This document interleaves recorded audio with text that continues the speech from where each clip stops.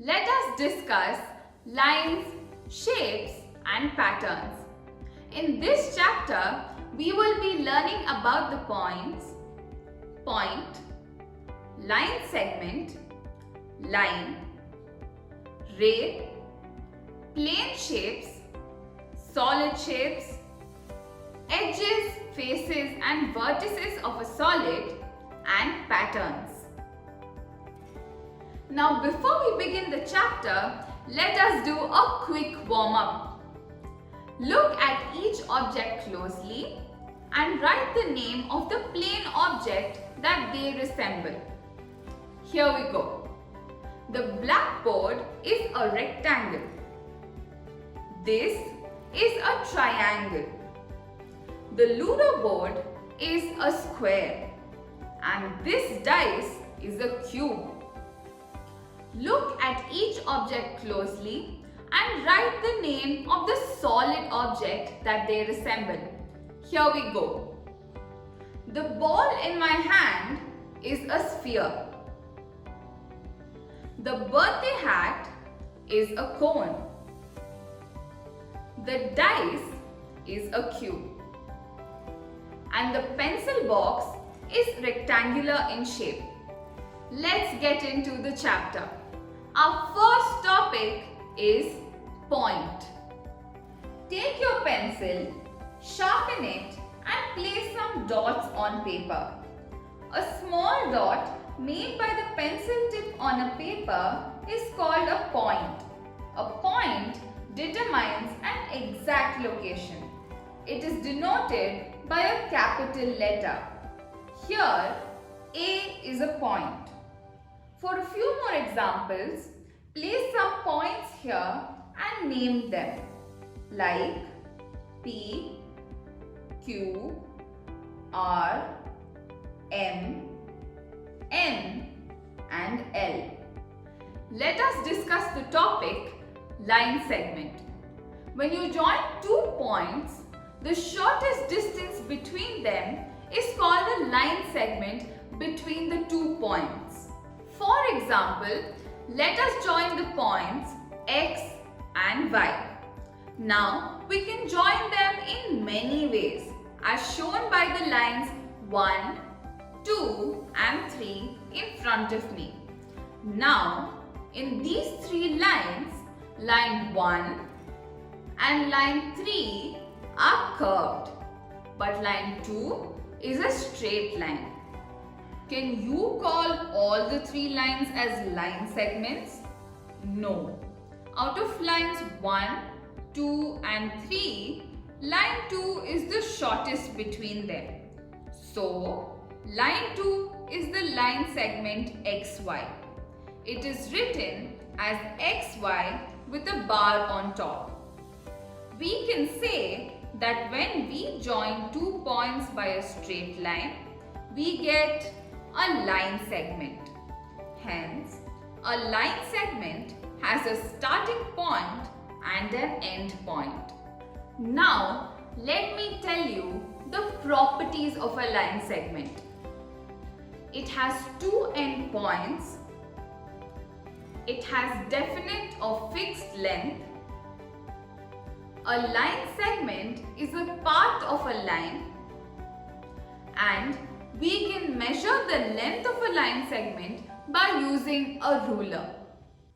Now kids, we've learned about the line segment XY.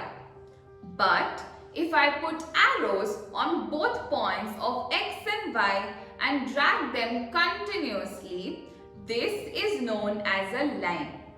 So in this above point, the points X and Y are being extended from both ends. So this becomes the line XY and it is denoted as XY with a line like what I am holding now on top of it. Now let me tell you the properties of a line. Now as I mentioned before, a line has no end point. It does not have a definitive length, so it cannot be measured. Now since we can extend a line continuously, we cannot draw it on paper. So we denote it with arrows on both sides. Now kids, let us take the line segment XY.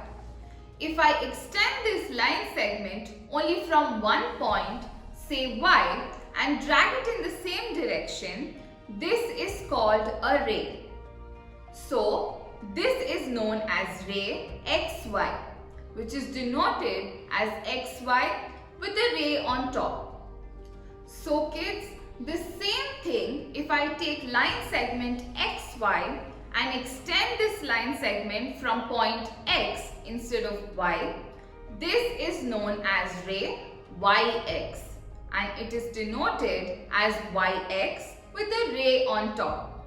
Now kids, let me tell you the properties of a ray. It has one end point.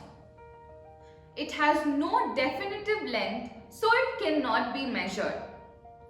Now, since we can draw a ray so endlessly, we cannot draw one on paper. So we use an arrow to denote it like we mentioned before. Okay kids, now that we've gone through these topics, let us revise them by doing a small exercise. The first question. Write S for line segment, L for line and R for ray. Also write their names as shown. The first one is a ray which is R and is denoted as AB. The second one is a line which is L and is denoted as XY. The third one is a ray which is R and is denoted as SR. The second question.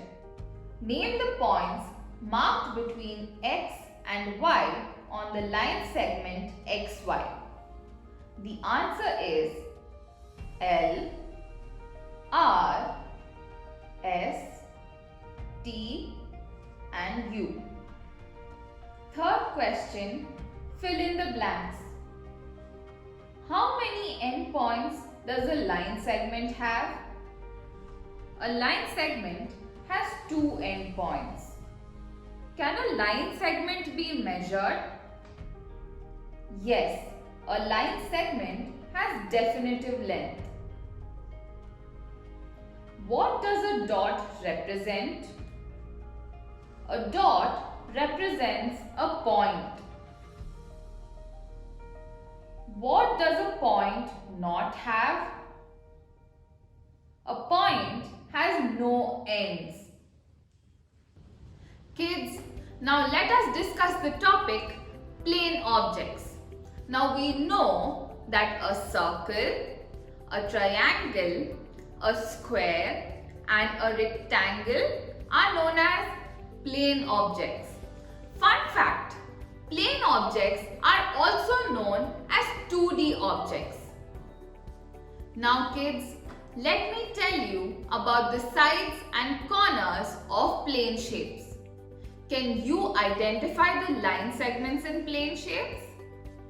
The line segments in a plane shape are called its side. The point at which two sides meet is known as a corner or a vertex.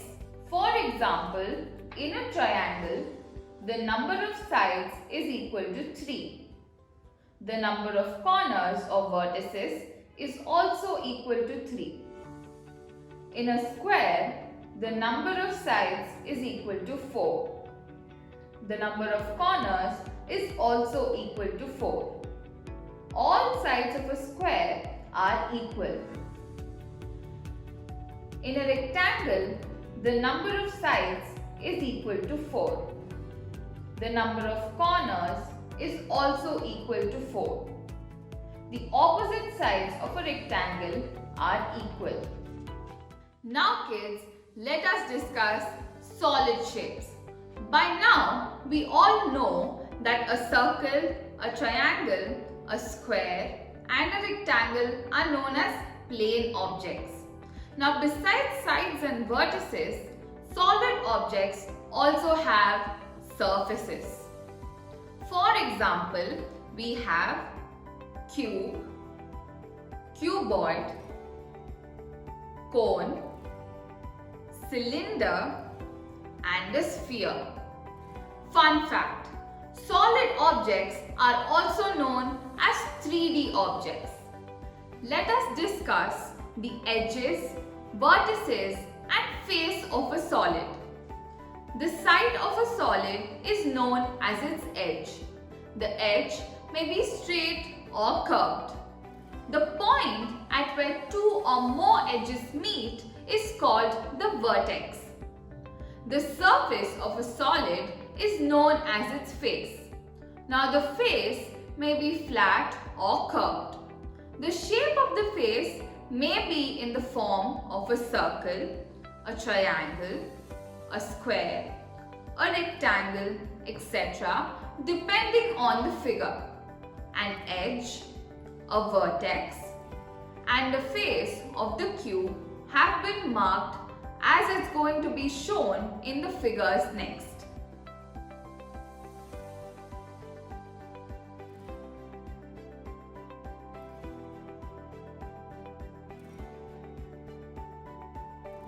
Let us talk about patterns. When we place some objects or numbers in some order, we get a pattern. There are patterns everywhere around us. We see them on saris, on carpets, on window grills, and in nature. Very often, patterns are formed based on some roots.